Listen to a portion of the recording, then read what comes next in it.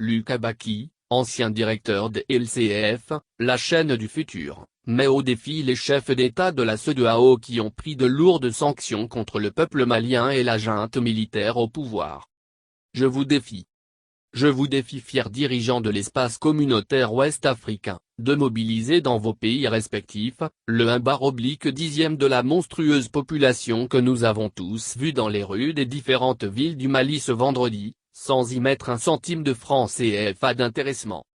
Je vous défie en effet, de donner la preuve de votre légitimité par une adhésion populaire ferme à vos politiques. Je vous défie, vous qui êtes si attachés aux élections précipitées et à l'emporte-pièce, de mobiliser autant d'opinion et de conscience en Afrique et dans les diasporas, pour votre cause, comme c'est le cas des dirigeants maliens actuels.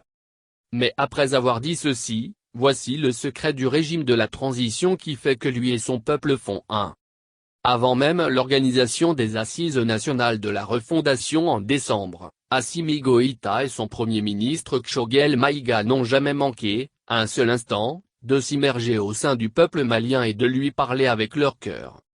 Ils ont montré au peuple qu'ils sont des humains comme chaque citoyen avec des émotions, des idées et une vision pour le pays. Ils ont ensuite donné aux chefs traditionnels, aux détenteurs de la parole dans la culture malienne, aux leaders d'opinion, leur part de pouvoir dans le schéma de gouvernance du Mali.